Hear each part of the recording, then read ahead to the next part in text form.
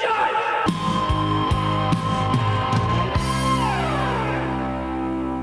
Hello everyone and welcome to the Cinema Judge. To all my regulars out there, welcome back. Now if you're new to the show, let me briefly tell you what we're about here. We love movies. We like to share movies with you. I'm the judge, you're the jury. The studios, they send me the footage, clips, interviews, on the set footage, red carpet stuff. I put it together to make one giant infomercial, and I give it to you to make up your own mind. I'm not here to tell you to like a movie or not to like a movie. We have totally different paths. Who am I to tell you to like or not to like the movie? I hate being told what to do or what to think. So I do this. I give it to you, and you make up your own mind. It's that simple, because any movie is somebody's favorite movie. Consider this a movie oasis, a place where you could come, get away from all the life's noises, and just focus on one movie. Because we all have stuff going on in the real world. I want a place you could sit down for a short period of time and just hear about a movie. It's this simple. We all want to spend our hard-earned money wisely. Because we all want the same thing. An enjoyable movie experience. Now speaking of that, approaching the bench today, we have the new movie 80 for Brady. Now this is loosely based on a true story. And here's a scoop in a nutshell. A group of friends in their 80s make it their lifelong mission to go to a Super Bowl and meet NFL quarterback Tom Brady. In a nutshell, a little bit more about the story, and you'll hear about this later on with interviews. In real life, these women were sitting at home watching football. And it was that first game where Tom Brady came in when the original quarterback got hurt. They couldn't find the remote. They couldn't turn the channel. And they got hooked. They started watching him play, and they started just, really getting into his career. That's what propels them into the moment where they go, let's go see him in the Super Bowl. Without further ado, here's a trailer for 80 for Brady. Game's about to start. Oh, there's Tom. Oh, what a beautiful man. I like Gronkowski. We know, Trish. We've all read your Gronk erotica. It's not erotica. It's fan fiction. Very sexy fan fiction. Aren't you tired of the same old boring lives?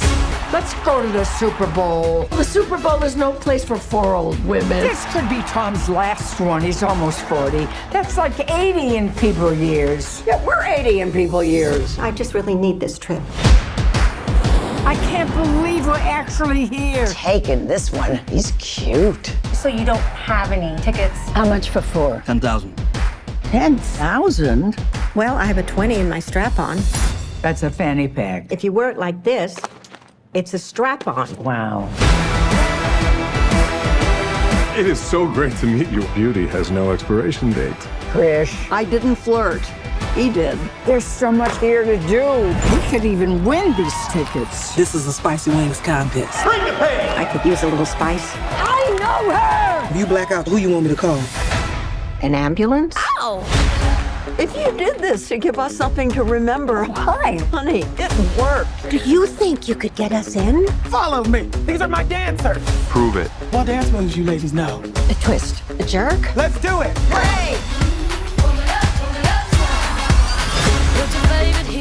Gronk. Hi. So big. Thank you. Isn't that what friendship is? That we face the unknown together? Let's go, Golden Girls. Come with me. Make a crack. Hey, what? No, hurry, Mom. Come on now. No.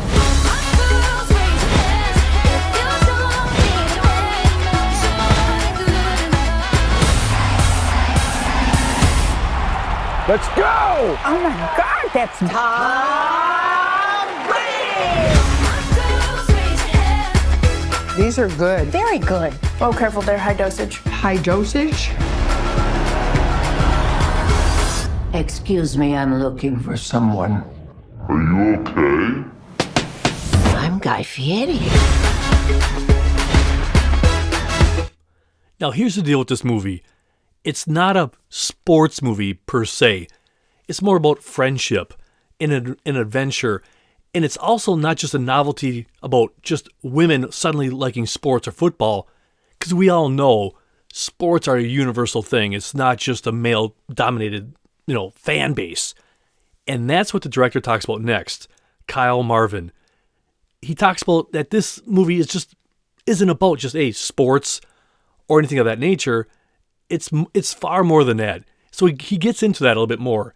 Now, if you don't know who Kyle Marvin is, he was involved in the 2019 film The Climb, the 2016 film Kicks, in the movie We Crashed in 2022. So first we're going to have Kyle Marvin talking about the whole concept of this movie, and then we're going to hear from Tom Brady himself talking about when he got the script and just the story in general. I feel like sports movies are some of the greatest American movies ever made, and I think comedies are the greatest movies ever made, truly. So for me, it was sort of a pairing of the two things that I thought were phenomenal. It's for women who are obsessed with, the Patriots, and are obsessed with football, and it means a lot to their life. And I have people in my life, women in my life, who are obsessed with football, and it means a lot to them. And so to me, it was a really genuine connection to acknowledge the female fans out there. And it was something that came up early on in production that was like, when we were in the writing process, which was to not make it a novelty that these are 4 old women who love football, because it's not a novelty. It's a reality in America that women of all ages love football. And I think that was something that we were very careful to say, this isn't a novelty. The novelty is the journey that they're about to go on, and that's where the fun is. I got a call from my agent, Jason Hodes, and he had spoke to me about this really cool script that came across his desk from someone he worked with, Max. And the story was actually about his grandmother and these 4 amazing women in Massachusetts, very close to where I played football for 20 years. And they were best friends for 50 years. And over the last 20 years, kind of our Patriot games brought them together as great friends. And I think it's a really unique, fun story that's very compelling, and it's going to be a really fun story to tell. It's a great story. It's centered on football, but it tells you actually so much more about relationships over a long period of time. These women have been friends for long periods in their life, and they love football, but they love the ability to come together as friends and experience something really unique. And in this, they get to travel to a Super Bowl in Houston. There are a lot of funny things along the way that happen. There's a lot of kind of ups and downs and ebbs and flows to the movie, and in the end, I'm not going to spoil the ending, but these women always find a way to make things happen, and I think there's some twists and turns, and I think people really enjoy it. Now, that was Tom Brady. Now, this is just off the top of my head. I wonder how that would be. He's like a first-time producer, I think, on this picture. I wonder how that is, making a movie about an experience that you went through. Is it just, no big deal, I lived it, I did it, no big deal? Or is it just kind of weird, like, wow, this kind of situation happened when I was playing this game, here I'm out on the field, and all the scenarios happening in the background. Or again, though, maybe I'm overthinking it. But this movie is loaded with an incredible cast. From Rita Moreno, Sally Field, Jane Fonda, Lily Tomlin, Harry Hamlin, just to name a few. I mean, there is a ton of guest stars in this movie. But up first, we're going to hear from Lily Tomlin and Sally Field. And they're going to talk a little bit more about this film. But then, immediately after that, we're going to have a featurette. Now, in this featurette, you're going to hear a lot of interviews, clips, and they intersplice a lot of stuff within this couple minutes, just talking about the movie in general. And just another side note, within this interview set, or this little featurette, you're going to hear some of these later on in their full-length version. But what they do in this featurette is they kind of slim them down just to make it a coherent little, boom, this is what the show's about or movie's about. So that's what's going to happen next.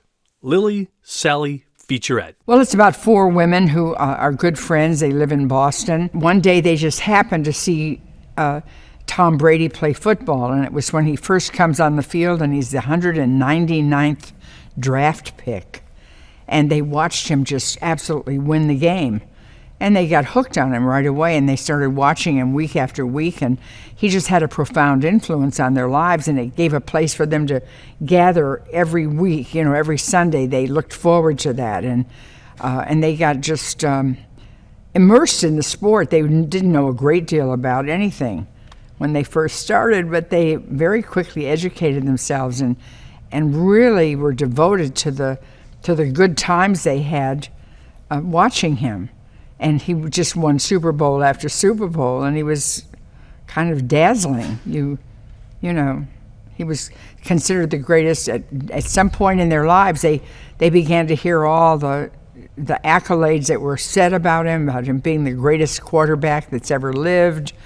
And they were just a huge fan club and very mad for him. And they decide one day to go to the Super Bowl that was being held in Houston. And they get the wherewithal and they go. And it's everything that happens to them. It comes together sort of accidentally through their one time when they're together and they can't change the channel and they can't find the clicker. And it was the first time that Tom Brady came on the field because the quarterback got hurt and he was the backup quarterback and he came off the bench. And they just went boink and started to watch, and little by little, and that's what it is. You know, if you start really watching, whether it's football or baseball or basketball, a team, and you watch the players, the artistry of the players, you start to know their personalities, and then you learn about their families and their children, and one of them's having a child at any moment, and you know, it really is entertainment on a full round circle. And I think women look at it more like that than even men, in that they look at the whole package, or at least I do. The young players coming up, how old are they? Where do they come from? How are they struggling? And the fences, the things they face, the hurdles to get to the next spot. Roll camera. 3, 2, 1. 80 for Brady. It's about 4 friends who win tickets to the Super Bowl, where all kinds of adventures happen. There's Tom. Oh, what a beautiful man. So well hydrated. I think there are opportunities for me to tell stories that are near and dear to my heart. And to be able to produce it with amazing actresses was very exciting for me. What made me want to be involved is Jane, Lily, Sally, and of course, Tom Brady. The people in this movie are totally out there. We're going to the Super Bowl to enjoy men the way the Romans did. Sweaty, tight pants. I'm a sports fan, and I think people underestimate the huge audience that older women are. Whose is this? It's all sweaty, but it's lovely. It's like Bridesmaids meets Golden Girls. Let's go! Tom Brady is a miracle. He's just an absolute unicorn. Don't bump your head on the mic. To work with them, it's really a once-in-a-lifetime opportunity. They are really the GOATs in what they do. You're so big. Thank you. I know people are gonna love it.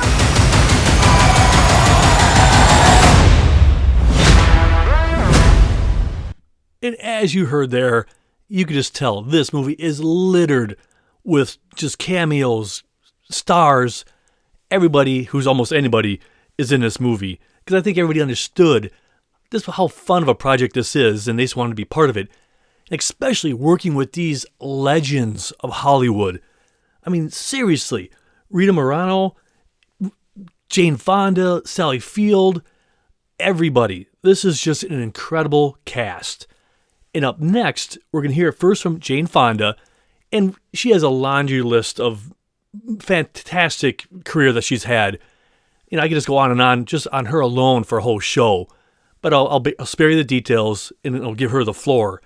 And then we're going to have Rita, and you know the iconic role that really we remember her kind of almost, you know, iconically, the original West Side Story from 1961. It's just an incredible performance.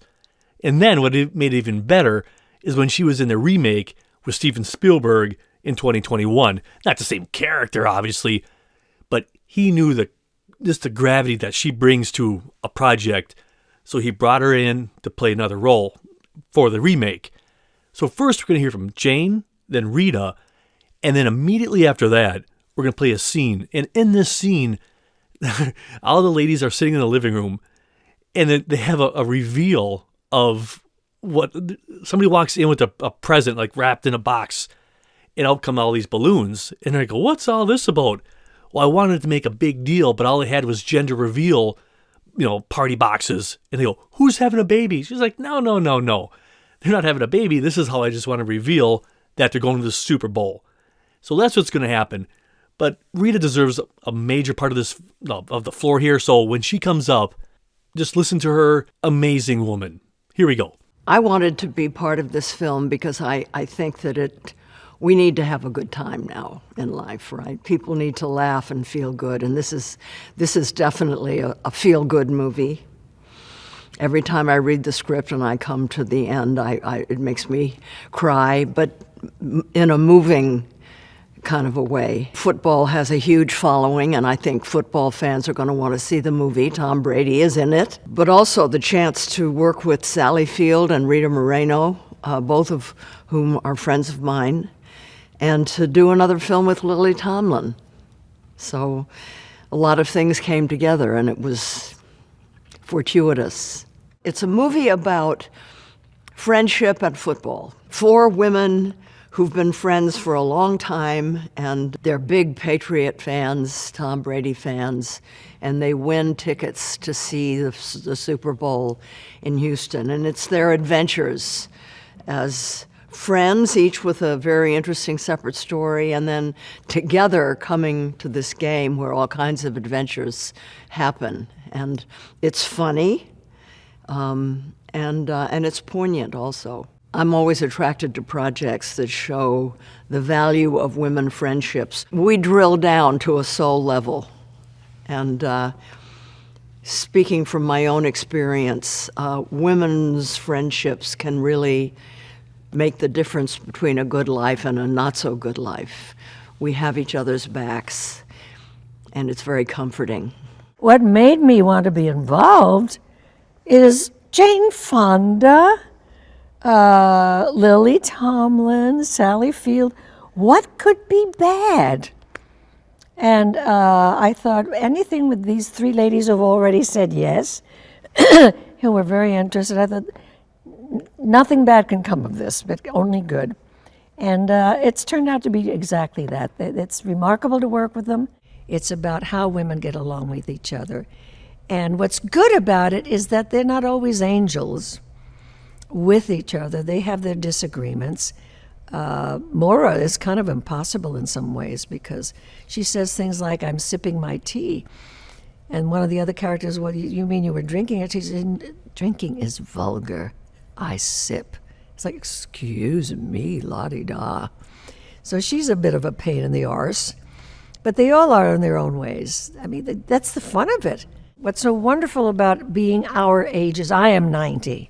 We are what we are. And that's what I think makes the film so wonderfully relevant right now. We ain't chicks. We ain't chickens. And that becomes a plus because we're also very innovative. We have experience behind us. We have a history, unlike very young women. So this makes it a very different film from the kind of film you might see with a four group of younger women. You can do whatever you damn please. I'm 90, and that's exactly how I feel. I can say what I wish. I can get into terrible trouble, and I have already. I have a big mouth. I'm kind of known for my big mouth, but I prefer to tell it as it is. When we first meet Maura, her husband's probably been passed away about a couple of months, so she's still really grieving, and she cries at the drop of a hat. And one of the, well, it's not a gag, but every time she goes, there's Jane Fonda handing her a box of Kleenex, and she's the one who dresses outlandishly, truly outlandish. It's not the Housewives of, but it's kind of there without being truly vulgar.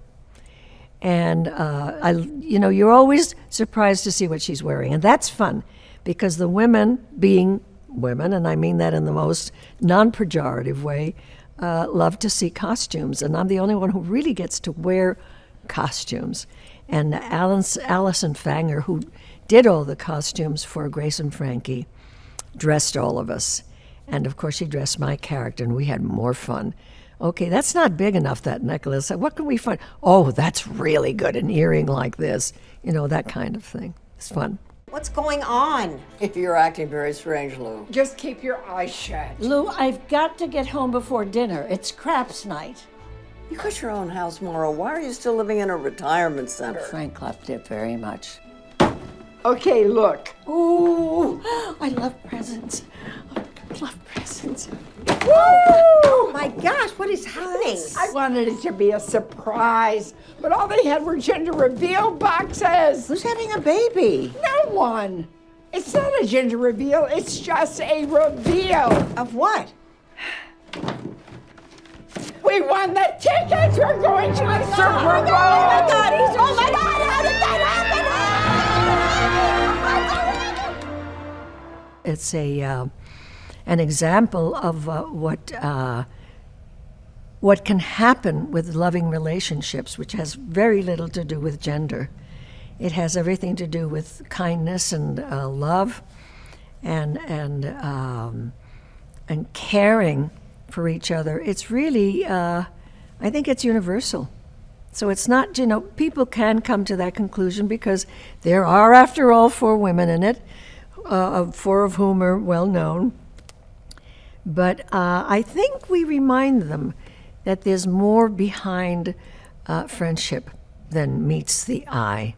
And I think one of the lovely things about it, too, is that we look after each other. Women are that way, Women are, on the whole, very nurturing creatures. And it's not wasted, on me at least, that we do so well in that department. Maybe because we've been mothers, or maybe because we've been beautifully mothered. But, and it's something and you know what's good about it too? Nobody talks about that in the movie. That is not the theme of the movie at all. It's about just 4 people who get along in wonderful ways. See what I'm saying? There's absolutely no way I was going to step on her interviews. I just gave her the floor. You guys come for the big guns. You don't come here to listen to me interrupt them. So that's why I just let those interviews go. They speak for themselves. Now another legend is coming up next. Lily Tomlin. I mean, look at her career from 1975 Nashville, 9 to 5 in 1980. But the movie that I really like her in, again, she's had a million projects that are just top notch. But the one that always just cracked me up was a Steve Martin film from 1984, All of Me. If you haven't seen that movie or haven't seen it in a while, check that one out. Every time that one comes on, it just cracks me up. And, I don't know how much it was, how it was received back in the day, but I know when it came out, I loved it, and I love it to this day. Those 2 together were just perfect. So she's up next, and she's going to be talking about her relationship with Jane Fonda, but then also she talks about all the guest stars in this movie and just what they bring to it. And one of them is Guy Fieri, and she just talks a little bit about him. And then immediately after that, we're going to hear from Guy just talking about working with these legends of cinema. I mean, how could you not be starstruck by these immensely talented women, and they're there with you, and you're on stage with them, doing a scene with them. I mean, talk about mind blown. Well, that's what's coming up next, guys. Jane and I have done a big friendship talk on TED and all kinds of things, and naturally I have to always kid her about whatever. She's so in earnest and so well-meaning and going to get the right information out to as many people as possible. And you know that when you have a really good girlfriend, you just know just how important that is to your happiness, really, your peace of mind, your just sliding through life well-oiled. Chef Guy Fieri, he's really something, and he's great. He was very sweet, very funny and friendly, but totally out there. Most of the people in this movie are totally out there. They're really they're very warm, engaging. You like them. They're unafraid of who they are, and and how they look or deport themselves or what they say. They're all sounded kind of a good nature boiling up inside of them. It's legends. As I was walking to my green room, and I'm walking by, and it's everybody's name that they're portraying, in the film, but I know who those names are, and I'm like, that's Jane, and that's, and Lily. It's really overwhelming, but it's a great team. They're so highly regarded as actors in this industry. Everybody, I think, is pretty overwhelmed, or not overwhelmed, but just excited. Because when you get champions like this, working on a film like this that has this type of meaning and background to it, it adds that extra special piece. I'll tell you something about this. The imagination in what has been written and this whole thing from start to finish is really super creative. I think people know these kinds of stories, like, groups come together and they do something and they're celebrating a time and they have a quest and all that. I think we've seen that. I think we've seen those kind of movies. But I think this right here has so many rabbit holes and little niches to it from the script that I read. I can't wait to see it. Now, coming up next, we're going to hear from the legend, Sally Field. Look at her career. Just listing off a few off the top of my head right here. Steel Magnolias, 1989. Forrest Gump, 94. Lincoln, 2012. And the movie I remember seeing her first time, Smoking the Bandit.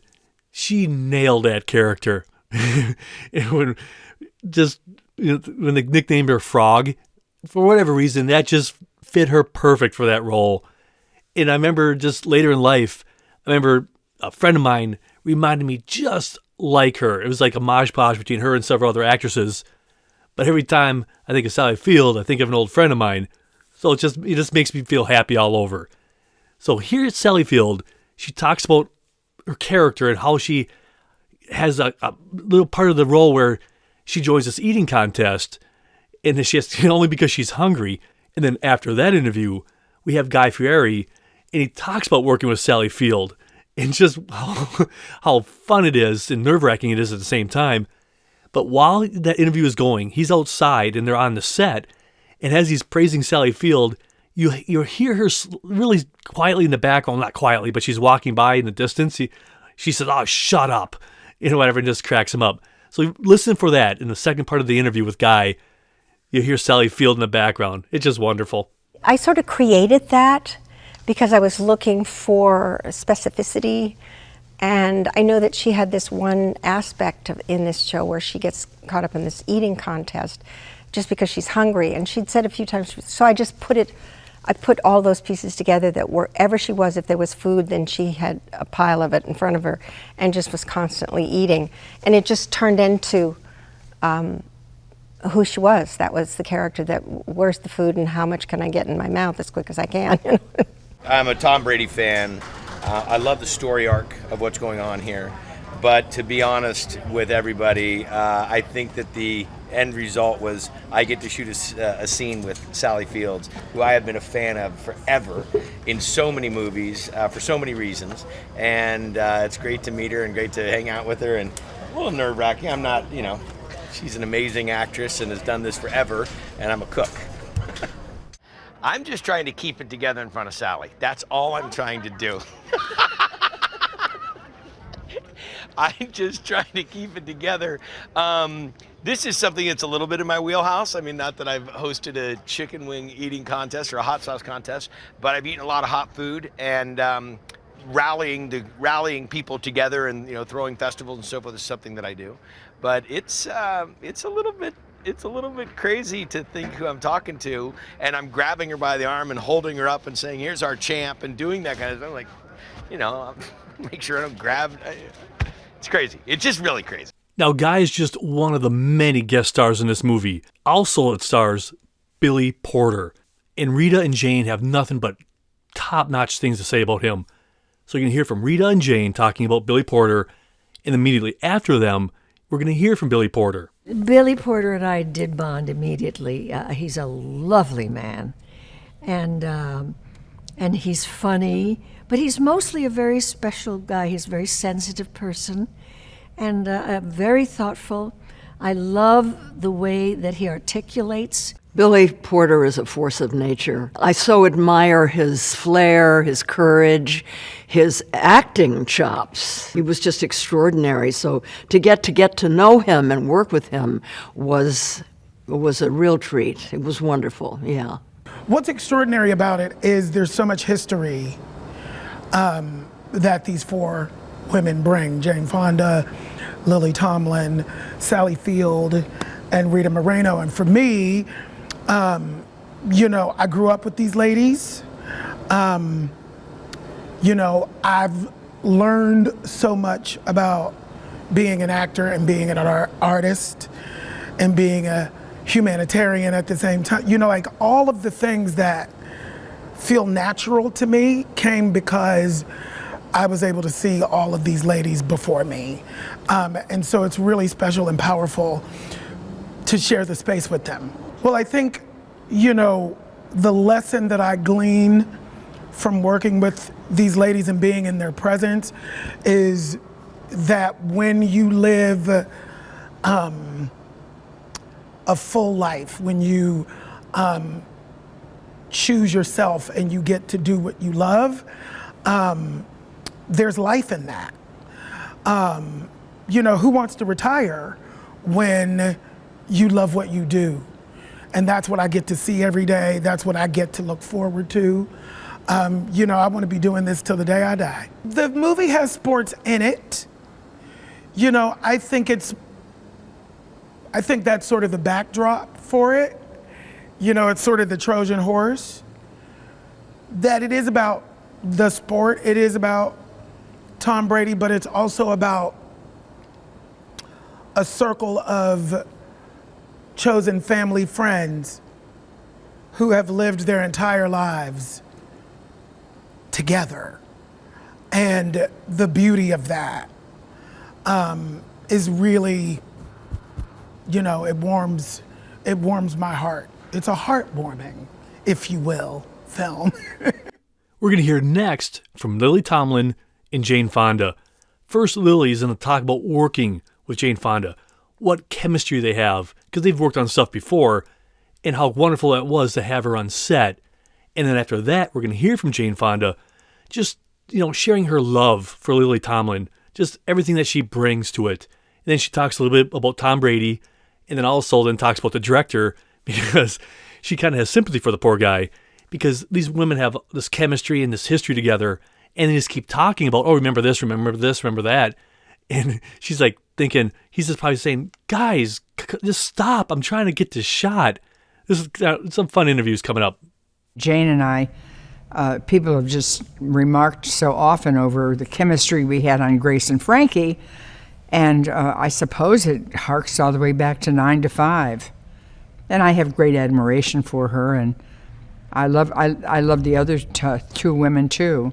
I mean, they've had incredible careers, and they're just all around very accessible, sweet, very kind, very irreverent. So they're all the elements of a good time on the set. Lily has the biggest heart and more empathy than anyone I know, and she brings that to all of her work, to all of her characters. She really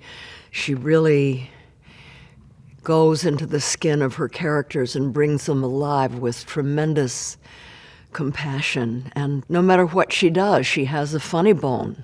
You know, she makes it just very easy to laugh with her. Tom Brady is a miracle. He's just an absolute unicorn. When we, the four women, first see him, when he's first starting out as a quarterback, and our first reaction, which is a natural reaction, is, oh my God, they're going to kill him. You know, this slender, tall guy, they're going to just roll over him. Not. So, you know, to watch him play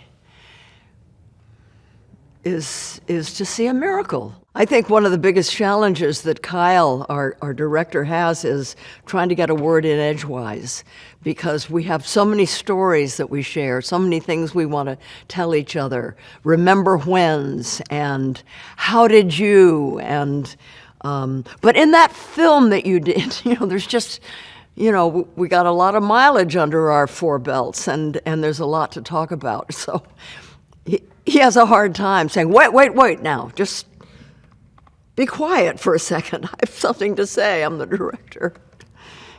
We're enjoying each other's company a lot. Now, speaking about the director, he's up next. He's first going to talk about Jane Fonda and just the wapa that she brings to her performance. She just nails whatever she's doing. And then he starts talking a little bit more about the characters in this movie and all the women in his life that helped inspire him to make this kind of project and how he leaned on them. It's just really fun to listen to a director's mindset of why they took a project and really what's important to him or them and when they're making a project. And I just is like one of those moments where you kind of get that whole behind the scenes in the mind of the creator of what they were thinking when they were making a project. Jane is a goddamn powerhouse. Jane's incredible. She's incredible in the sense that she takes what she does extremely seriously, and she really cares about her character and she cares about her performance. She's a consummate professional, comes in locked on her lines with her own take, normally a great take on what she's doing with the character, and she really finds honesty very quickly. So what's incredible for me is that she really finds the honesty of a character, and if I give her leash, she'll go there, and I give her as much leash as possible because I'm amazed every time she sort of digs in. I'm very connected with the women in my life, and I can't speak for other people's experience, but certainly in my experience of the people around me, I wanted to recognize and treasure the dynamic of female friends. And I think that there's an honesty to it, and there's an abrasiveness to it, and there's a funniness to it, and there's a sadness to it. And all of those elements I wanted to recognize and find truth in as much as possible. And it was really important to me to try and make it as authentic as possible. And also it was wonderful because once the women came on and were cast, we had very open conversations about this exact subject, about female friendship and about especially aging female friendship and long-term friendships, friendships that span, a lot of these women have lived long lives, and those friendships can go for 50, 60 years, 70 years, 80 years, and that's a long time to know someone, and I think those friendships come and they split and they come together, and there's a lot of depth to that, and I think that's been really beautiful, having these women mind not only the characters' friendships but their own friendships to try and pull what truth they can out of it. One is the reality of the fact that these women are, in their 70s, 80s, and 90s in reality. And that, I think, is unbelievable because the discipline they have and the hard work they put in every day is staggering. I mean, they show up at 6 a.m. and, they're off. They work 12 hours. They're on their feet. They're working hard. It's emotionally demanding, physically demanding. And so there's that side of this whole equation, which is it's absolutely awe-inspiring and spectacular to watch them work as a human being watching, other people do work, whatever work it would be. It's staggering. I feel an immense amount of pressure to do right by these women because they are legends and they deserve all the respect and all of the quality of projects surrounding their performance that they could possibly get. That comes from script, and that comes from direction, and that comes from production design and all of the elements that surround these women. And so I feel a tremendous burden to sort of do right by them and do right by the story that we have in front of us. And so in that respect, I feel the weight of their presence on set. But they are incredibly generous and giving people and have given me a tremendous amount of support and power and have given me everything I could ever want for. I've never asked them for anything and been denied. And so I am honored to be given the privilege to work with them and feel their support. Up next, we're going to hear from Tom Brady. Now, here's the deal with this, guys. I know how polarizing sometimes Tom Brady can be if you're a sports fan. You know, some people either love him, some people hate him. You know, for me, I've always been rather indifferent. I mean, I appreciate his legendary greatness, but I wasn't polarized by him. I wasn't one of those fans that, you know, hated or loved him. I could appreciate his greatness. But so for those of you who might not see this movie just strictly based on because it's Tom Brady, try to put that at the back burner, because it's not per se about him. It's about friendship, about a group of friends going on a voyage together. And that's what I try to tell people. It's like, get over yourself. It's not strictly about Tom Brady. He's just making a movie about these women going to still see a game together. So, you know, it's just a food for thought for you. But here he is talking about the talented cast of how him being the GOAT, working with all these legendary women. And it's just kind of cool hearing somebody on his masterful level can appreciate people who do something totally different, but are equally top of their game and are considered GOATs by many. And it's just fun hearing that. It's really a once-in-a-lifetime opportunity for me to be in their presence, to see them act. You know, they are really the GOATs in what they do. And what a treat for me to be on set, to watch them, to just see how they think and to see how they move and their charisma on camera and off camera, all their amazing suggestions. I think it brings this amazing story to life. Now, I hope you enjoyed our in-depth look at 80 for Brady.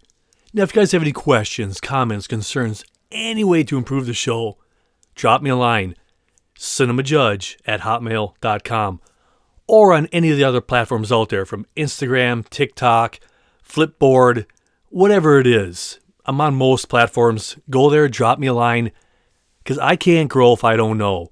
So I really want your feedback, because I want you to keep coming back.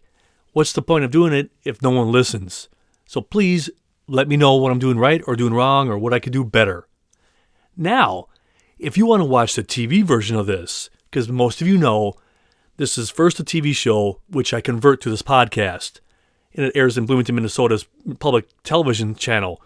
But if you want to watch this and several more on demand, go to either Bloomington, Minnesota's webpage for the public access, or bit.ly/cinemajudge. And this and a ton of, not a ton, but several other shows will be there for you on demand to watch whenever you want. But now is one of my favorite times of this show. It's shout out time. This is where I give a shout out to as many people as I can who listened to last week's episode. For all you around the world, I hope my voice finds you well. And I love hearing about how you listen to the show. Whether you're working out at home, you're driving your car, you're sitting at work, or just relaxing, whatever you're doing, I love hearing about that. Because some of you might be listening the day it drops, 2 weeks from now, or 2 years from now. So wherever, whenever, or whatever you're doing, this is for you.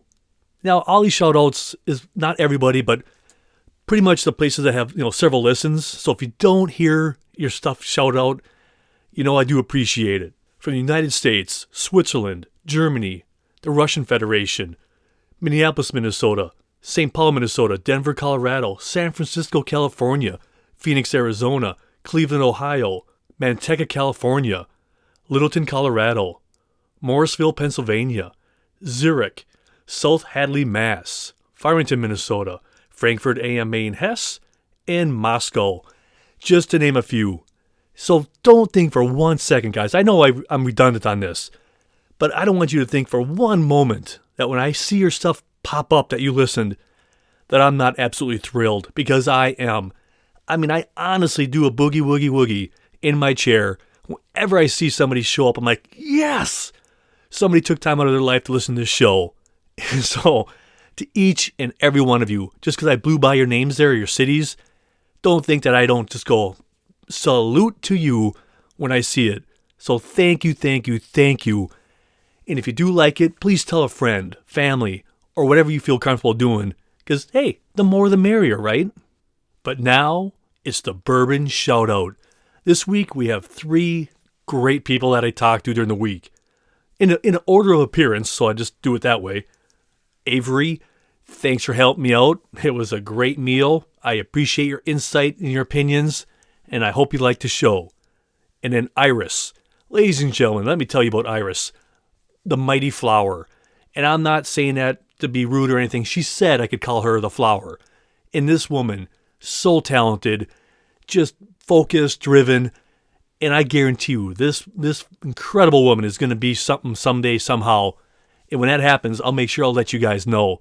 But she was so inspiring to talk to. It was wonderful. So Iris, you super flower, I can't wait to see where you go and what you do. Please keep me posted. And then Ralph from FedEx. Man, every week when you come by with my delivery, it's so awesome to see you. I'm glad they put you back on the route. Hey, everybody who comes is always awesome. But I always appreciate you, Ralph. So I hope you enjoy the show, and I look forward to seeing you soon. So to all you three, cheers. But now you know what time it is. It's the music section. Like I said earlier, this starts off as a TV show, but I turn that into this podcast. But when I'm cranking out the TV show, I don't have to worry about audio or anything like that. I'm not on the show. You don't hear from me at all. It's just me, the computer, and I'm editing this thing to make it cohesive. So I'm always just cranking out the tunes. So this week, I just kind of gave my little phone a spin on my Amazon Prime Unlimited Music doohickey. That's free when you have Prime. I landed on the T section. So I first started listening to Tobias Jesso Jr. His album was called Goon. That's Goon. I absolutely love that album. If you ever have a chance to check that out, Tobias Jesso Jr. Goon. And then I went to Tom Petty. I did Tom Petty and Heartbreakers, Tom Petty's Greatest Hits. Kind of a homage-podge of all this stuff kind of into one little file I have. Every once in a while, you just got to have the Tom Petty fix, because Tom Petty, come on. And then, ironically, he's in another band with a T in it, Traveling Wilburys. They are just phenomenal. Everybody in that band, it was like one of the super groups back in the day. Well, not back in the day, but just several years ago. But Traveling Wilburys, just top notch. Every one of those. They didn't put out a lot of stuff, but what they did put out was just tight and perfect, and I loved it. And then I moved on to a band I had never heard of, but a buddy of mine at work turned me on to them. The band is called View from the Hill, and the album's called Don't Look Back. And I thoroughly enjoyed it, because I love finding new music. Because a lot of times I kind of get stuck in the same old routine over and over and over again, which is my jam. But every once in a while, a buddy of mine, he could just tell me, check out this band, whatever. And you're just like, dude, solid album. And again, that's View from the Hill. That's the name of the band. The album was Don't Look Back. Well, that is it, my fellow judge heads. My glass awaits. I'm thirsty. So cheers to you and to the movies. So until next time, be well, be good, and I'm gone. I'm Jeff. Thanks for listening to The Cinema Judge.